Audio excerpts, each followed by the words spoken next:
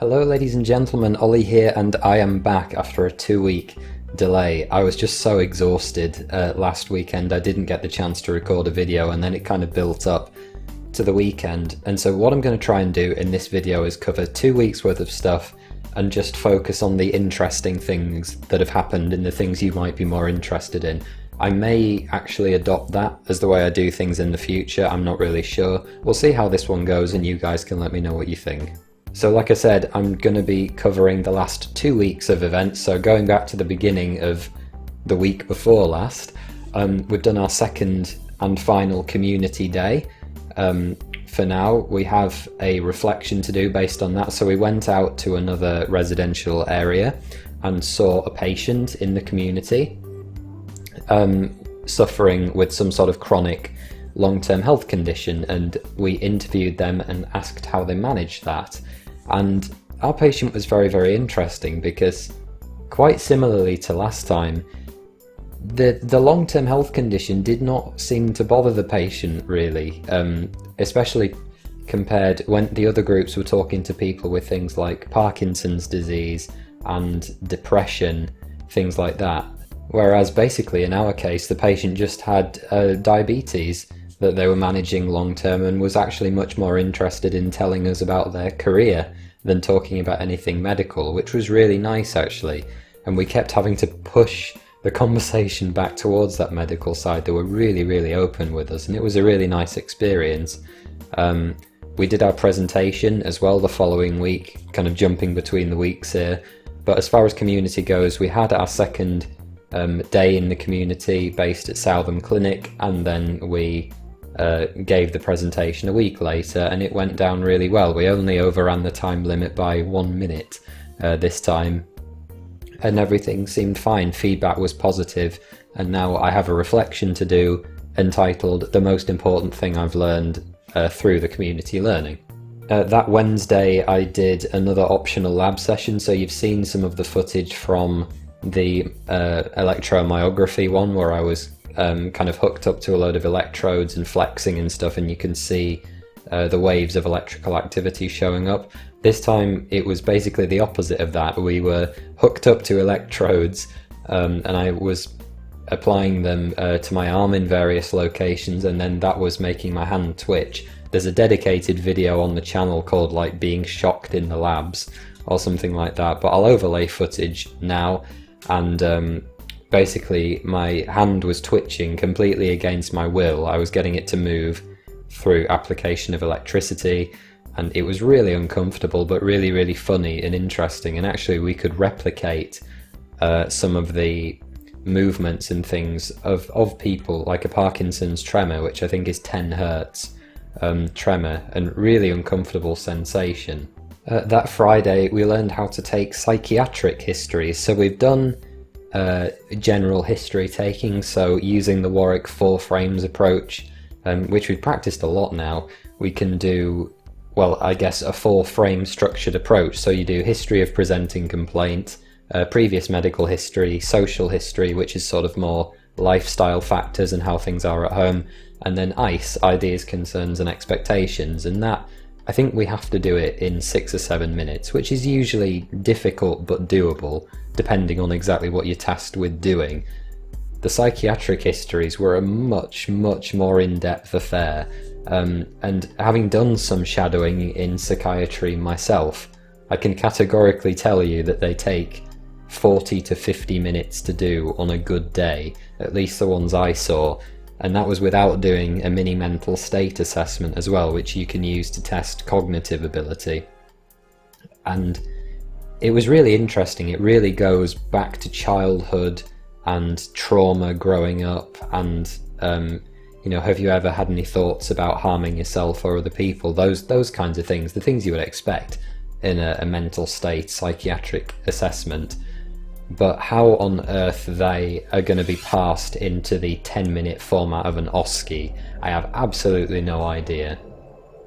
And the order of the questions, at least the way we're taught to do it, is, for want of a better word, it looks nonsensical to me.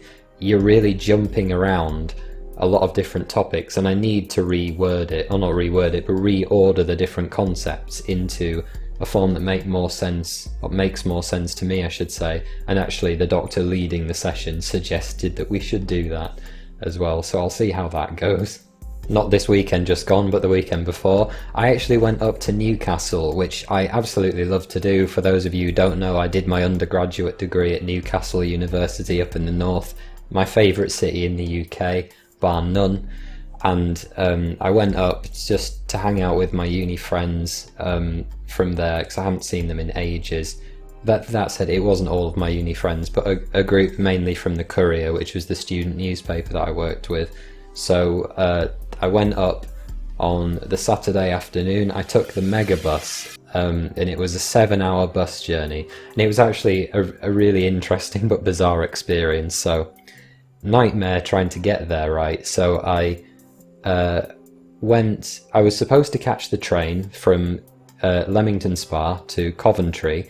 It was supposed to get into Leamington at 10:10, then arrive at Coventry for 20:00. Then the bus was leaving Coventry to go up to Newcastle at 11 o'clock. So I thought, right, I'll have an ample 40 minutes to do the 20-minute walk across Coventry from the train station to the bus station. So I should have got there for 20 to 11-ish, plenty of time to spare. My train ended up being enormously delayed, and I didn't arrive in Coventry until 10:51. Remember that my bus was leaving at 11. So I sprinted absolutely flat out with a heavy rucksack with all my stuff for the weekend, in a coat, a heavy coat, running flat out all the way across Coventry to the bus station. I overexerted myself doing that sprint to the point where I get to the bus station, I vomit from the exertion, and then get on the bus like just in time, and I'm doing this really ugly panting, this that really, and everyone's just staring at me when I got on the bus. I was really just didn't care by that point, because I really wanted to go, and if I missed this bus, I basically wasn't I wasn't gonna make it up to Newcastle, and was gonna disappoint my friends. I'd let them down, and I wanted to see them too. But I got there, I got on the bus, and about 40 minutes into the journey, a student came and sat down next to me because the bus was pretty full. She turned out to be like an A-level student, but an aspiring film studies, I think, or like film and TV student. She wants to go and work in broadcasting, it sounds like, and it turned out to be a massive like Star Wars nerd. I'm not an enormous, like ridiculous, insane Star Wars fan. Did I just say insane? Insane Star Wars fan. But I do really enjoy the movies. I've read some of the books. So we had a very, very long conversation about Star Wars, and she also turned out to be a D&D Dungeons and Dragons player, which I am as well. So very, very fun conversation. She was from Sunderland. So we were just sat chatting most of the journey. You should always talk to the people you meet on public transport. You can make some new friends. So that night in Newcastle, went to a house party. I'm not an enormous fan of clubs most of the time. There are a select few clubs in Newcastle that I do like, but that's more an atmospheric thing. I guess given the choice, I'll always prefer to hang around in a bar or at someone's house. And that was really nice. We were there until sort of 4 in the morning-ish. Then I went back to my friend James's house, who I was staying with. Then went out for lunch with another friend the next day, and we literally just chatted for like 5 hours. I briefly checked that my student card would still let me into the union, which I don't think it's supposed to, given that my IT account and everything for Newcastle Uni has been closed. But I can still open all the doors I used to be able to using my smart card. So that was fun. I always enjoy seeing if I can do that whenever I go back. Then got the bus back down, which was a much more lonely and depressing experience because the radiators were turned on, it was full of people, and that was the megabus at its worst. I just tried to sleep as much as possible and do a little bit of work. I was telling myself the whole time, I'm going to get so much work done on this 8-hour stretch. Think of all the Anki cards I can write, the lectures I can read. It didn't happen. So we're now into Monday, Tuesday of last week. Like I said, we did our community presentations. They went really, really well. Thankfully, I'm very happy with how our group did. We worked really well. And again, actually, it came out that 2 of the other groups had both dealt with Parkinson's patients, but because one was essentially depressed and one wasn't, because of the level of social support available to them, they had massively different outcomes. And this generates a bit of a problem. I have no idea how a national health service is supposed to coordinate like good social support for everyone. I don't know, honestly. Like, I'd love to be able to say that I thought it could. I mean, it's stretched as it is. I have no idea how it would do that. But I don't know. It makes such a difference, and there must be ways that, and people do things. They set up support groups and things like that off their own backs. People do some amazing work for diseases like that. But I guess what I'm trying to say is it just brought to the fore again how important that non-medical, well, is it even medical? If you're considering a biopsychosocial approach to medicine, it's very clear why 2 people with the same disease can have very different quality of life outcomes, because humans are social creatures, I suppose. When you don't have the social support that you would want, you can feel extremely lonely and isolated, and I think even those of us that don't suffer with a chronic health condition can appreciate that. We concluded that CBL case as well, so we'd been dealing with a teenager that had gone to university. I think an 18-year-old girl had suddenly come down with a sort of fever and lapsing consciousness. We suspected it was meningitis the whole time. It turned out to be meningitis, but actually the way we got a lot out of that session was teasing out all the things. It was a situation where we were going, okay, it's obviously meningitis, but the point of this is to try and tease out the differential diagnoses. What other things could it be? So we get into things like encephalitis or brain tumours, and how do we differentiate all these things from one another test by test? And we worked through it really systematically and got a lot out of it. And actually, I can't remember whether I talked about this before, but we had a personal and professional development session as a CBL group, and I think it's okay to be transparent about this sort of thing. We've got a new facilitator, which I maybe mentioned, and he did not, I think, appreciate very much the way we were approaching things, which is fine, but this caused a bit of unrest, and we were annoyed. Like, I think it's fair to say in retrospect, we were very irritated, because we were thinking, well, our feedback from our other CBL facilitators has been really positive, and, you know, who are you to kind of come in and say what we've been doing is wrong, because we think it's been working really well. But we actually were talking through in this session, and we looked at how we felt we were performing since this intervention, and we actually took on board the changes that he recommended. He's a doctor, by the way, this facilitator, of no little experience, and when we sat down and actually thought about it, we realised that actually, since we'd adopted some of this advice, albeit begrudgingly, we were actually working so much better, even though we didn't necessarily realise it in terms of our outcomes and productivity. So it was an important lesson to learn, and it was hard. You know, we were annoyed, we were, you know, we were definitely unsettled, but it's come good in the end, and I think we've been able to work through it as a group, and we're improving more every session now. We take 5 minutes at the end to go, what worked, what didn't work, how can we streamline it and become more effective, and putting more rigorous plans in place, and it's working really well. Last Thursday, we hosted the NeuroSoc Clinical Careers evening, which went down really, really well. We had fantastic turnout. I think it was maybe 50 odd people, something like that. There were a bunch of great speakers. We had neurophysiologists, neurologists, a GP with special interest, a neurosurgeon, and a stroke medicine specialist. And I think you all know by this point I'm quite interested in surgery. So, I mean, I'm part of the NeuroSoc committee anyway, so I was helping out with the event. I was taking tickets on the night. Shout out to Kai, if I remember your name properly, who came to the event after hearing about it on this channel. It was really nice to meet you, dude. Anyone that sees me anywhere around the med school, just come up and say hi. But anyway, I was saying, so I went along trying to pay particular interest to the neurosurgeon.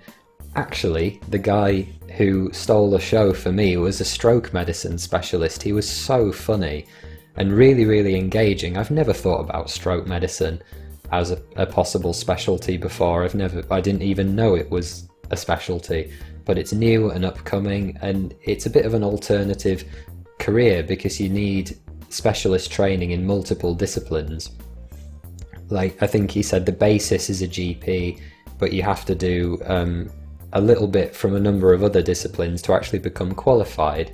So I guess, again, keeping an open mind, embracing everything, and just asking questions. Friday we were back in hospital again.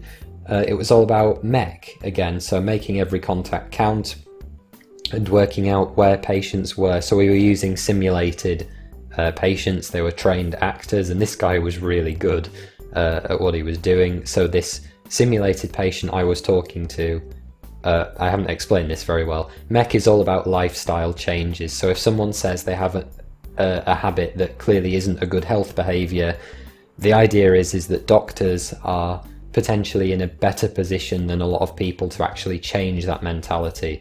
So the goal is to work out what the health behaviour in question is, then work out on the trans-theoretical model of behaviour change, or something like that it's called. People can exist on a spectrum with regards to this behaviour, from pre-contemplation, which means they're not interested in changing their situation, or maybe not even aware they have a problem, all the way through to actually taking steps to make a change, and then maintaining that change and not relapsing. So it's pre-contemplation, contemplation, which is where you're thinking about doing something, preparation, where you're actually taking steps, so that might be like buying a pair of running shoes or something, then action, which is starting to go running, and then maintenance, which is going running for say 3 months or whatever. And you can relapse at any time to an earlier stage, but that's the general idea. So the patient would say something like, you know, I'm very stressed out at work, I come home and I've got to look after the kids, my wife's at work all the time, so I'm eating just ready meals all the time because I don't have time to do anything else. And then it's your job to kind of go, well, you know, what do you think is healthy? Do you think that's healthy? You're clearly unhappy, so what do you think it is that's making you unhappy? And can we work together as obviously a medical student simulated patient unit, but it would be a doctor-patient unit. Can we together as a partnership work to help you take some steps? So things like meal planning, or you know, just trying to sneak in healthier items now and again. And you can use a lot of common sense, actually. Obviously we're not trained to give advice, but it feels very natural sometimes. And again, I guess I like situations where common sense tends to prevail, and as long as you use that, it seems you can't really go far wrong. And that brings us back up to this weekend, actually. So after having been in London for the conference the week before this video is set, then in Newcastle last weekend, the weekend before last, this past weekend, the one most recent, the beginning of February, I just took it easy for a weekend. I've got another conference coming up, not this weekend, but next, I think. And I just decided to have a weekend working. And while I didn't get through as many lectures as I would like, I did get through a lot of anatomical drawing. And I actually just bent down to pick these up, so hopefully I haven't gone horribly out of focus. But essentially what I've been doing is, I don't even know whether you'll be able to see these very well, but I've been doing just drawings of anatomical structures. So this is Atlas, the C1 vertebra, so the bone that sits underneath your skull, but above the second cervical vertebra, the thing that well, atlas holds up the globe, if you like, the globe of your head. And so I've been taking structures and drawing them from different angles. I'm just going to drop, this is my very sadly ripped model. What even is this? Oh, this is axis, the second cervical vertebra, but I ripped it. And but basically the thing that I've been doing is drawing structures from different angles, colouring in things like articulation surfaces or shading them. Got a nice one of the tongue here, or even oh, this isn't anatomical, but just putting things in diagram form. So this is the basal ganglia, one of the systems in the brain that facilitates conscious movement and inhibits inappropriate unconscious movement. But the big thing I've been working on is some of these anatomy video ideas. So basically my plan at the moment is to do like a draw along anatomy type thing, because for me, like I've said before, building up a picture in tiny increments, doing it step by step, is the best way to learn something, because you learn the content and you learn it in an order that you can... Oh god, there's a massive fly just landed. It's a ladybird. It's a blue ladybird. I know it's red, it was just stood on my lamp. So it looked blue and the light was shining through it. How did you even get in here, friend? I see you, friend. What are you doing? Please leave. Anyway, he's just gonna hang out there and watch me, I guess.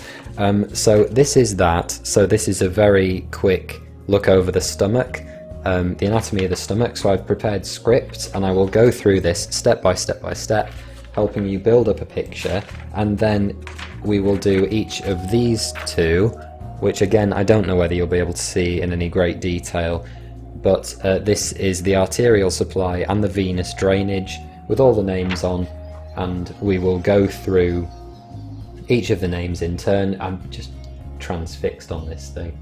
And even since doing it, obviously I'm doing it partially for revision and partially for you guys, but since I went through it step by step, trying to formulate it into an order that made sense, I can actually remember it really well myself, and teaching definitely stop flying around. It definitely improves your own learning, and that's actually where I'm going to wrap this video, guys. So thank you so much for watching. As always, please be sure to go and visit PostGradMedic.com, where you can find my daily blog of med school life and more free videos just like this, and you can check out what I've been getting up to at med school, both good and kind of misadventure domain of things. Take care, subscribe to the channel, and I'll see you next time. Bye bye.